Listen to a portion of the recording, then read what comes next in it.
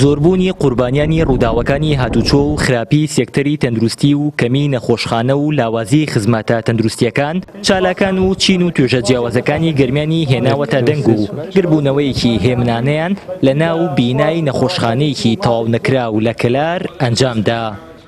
مافی دەستڕاگەیشتن بە خزمەتگوزاریە تەندروستیەکان سادەترین و سەرەتاییترین مافن بۆ هەروەها نیشتیمانیەک. هەر بۆیە ئەرک و بەرپرسیارەتی هەردەسەڵات و حکوومەتێکە ئەم مافە بۆ هاوڵاتیانی ژێردەستی خۆی فراهەمکە لە ڕێگەی گەشەپێدان و گرنگیدان بە کەرتی تەندروستی و حکومی و گشتیەکان. لە دنیای ئێستادا لە زۆربەی وڵاتان خزمەتگوزاری و خزمەتگوزاریە تەندروستیەکان و نەخۆشخانە گشتیەکان بە پێشکەوتووترین ئامێری تەکنۆلۆژیا و پزیشکی بە خۆڕایی لەسەر ئەرکی حکوومەت بۆ هاوڵاتیان دەسەبەر کراوە.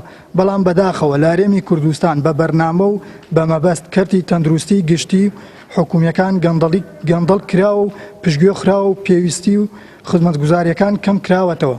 ئەم سیاسەتە ئەو پەڕی نابەرپرسیارەتی و بێباکی حزبە دەسەڵاتدارەکانە بەرامبەر بە ماف و ژیان و چارەنووسی خەڵکی هەرێمی کوردستان.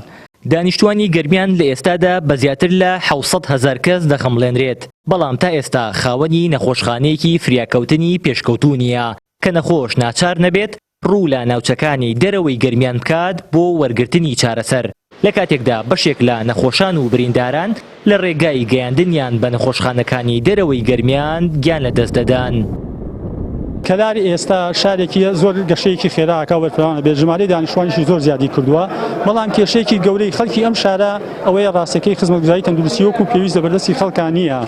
ژمارەی خەڵکی شارەکە بە گوێرەی ئەو خزمەتگوزاری تەندروستیان و مستەشفیانەی کە هەیە بە تایبەتی مەقسەمان لە مەبەستمان مستەشفای حکومی و گشتیە کە خزمەت بە زۆرینەی خەڵک دەکات. بەڕاستی لە کەلارە زۆر کەم تەرخەمن، زۆر کەمن و کێشەی گرفتی نەخۆشی کەلار ئێستا ئەوەیە کە زۆربەی سەردانی شارەکانی سلێمانی و هەولێر و تەنانەت کرماشان و بەغداش دەکات و ئەمە نابێت دیتر بەهۆی کێشەی نەخۆشی زۆر سادە و بەسیتەوە بە تایبەتی لە نەخۆشخانەی فریاکەوتنی کەلار چەندین خەڵک گیانی لەدەستداوە بەهۆی هۆکاری ئەوەی کە دکتۆری پێویست نییە، داودەرمانی پێویست نییە، ئامێری پزیشکی پێویست نییە. بۆیە خواستی ئێمە ئەوەیە کە خەڵک لێرە لە شارەکەی خۆیان چارەسەری بۆ بکرێ و نەچێ بۆ شارەکانی تر و مەسروف و پارێکی زۆر سەر نەکات.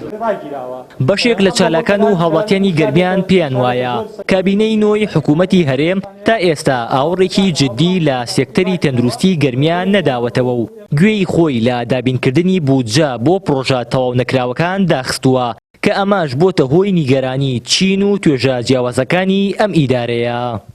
لە سنووری ئیداری گەرمیان کارکردن لە 6 پرۆژەدا ڕاگیراوە کە ڕێژەی کارکردن تیاندا لە نێوان 15% بۆ 6% دایە.